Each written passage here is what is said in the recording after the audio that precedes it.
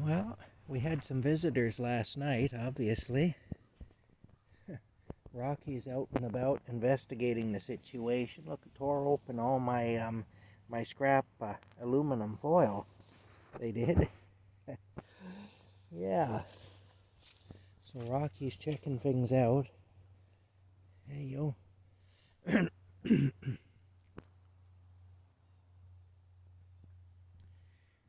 You can see little bits of my tarpaulin too and stuff where they've been tearing out the tarpaulins. Especially on the side of this here, they've really shredded this up. They have. They've really shredded it up bad. If it weren't for the fact that it's chicken wire underneath, they'd have gotten into it by now. But the chicken wire is kind of preventing that from happening. Anyway, that's kind of a learning curve for me. It's something that I've learned accidentally, because the chicken wire is there because that was originally an enclosed outside space for Rocky, because he kept trying to go into the forest. But he hated it, so I gave up on that. He was getting really upset with me for putting him in there. And so I turned it into a storage shed by stapling tarpaulins over top of the framing and the chicken wire.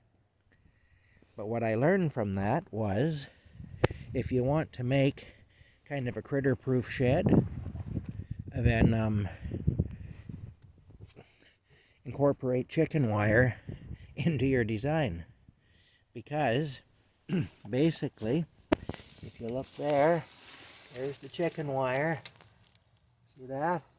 That's all chicken wire there. And the thing is, the chicken wire is making it impervious to intrusion. See how I use big words? Impervious to intrusion. Now that makes me sound really smart. It does. I'm really not that smart, but it makes me sound smart. If you know a few big words, you can fool people. Anyway, yeah, it's impervious to intrusion. Sounds pretty good, doesn't it? And it's also accurate. If anybody says, well, yeah, you're using big words, but they sound impressive, but they don't mean anything, well, if they look up impervious and intrusion, they'll see that it's actually a correct phrase to use in the context of which I'm using it. Anyway, that's it for now. I got to go into town because I got to buy propane. I always like to have one propane cylinder on standby in there for when the one I'm using runs out. And I just changed cylinders, so the propane cylinder that was on standby to be used is now being used. So I don't have one in reserve anymore. I don't have one on standby. So that's it. Well, Rocky's concluded his investigation. He's going to go into his office now and write up his report.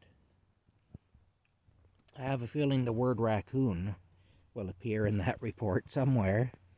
We see you later, Rocky. I just have a sneaking suspicion that that will be the case. Anyway, there's a picture of the old barn. I think that's really pretty. I like that. We'll talk to you later.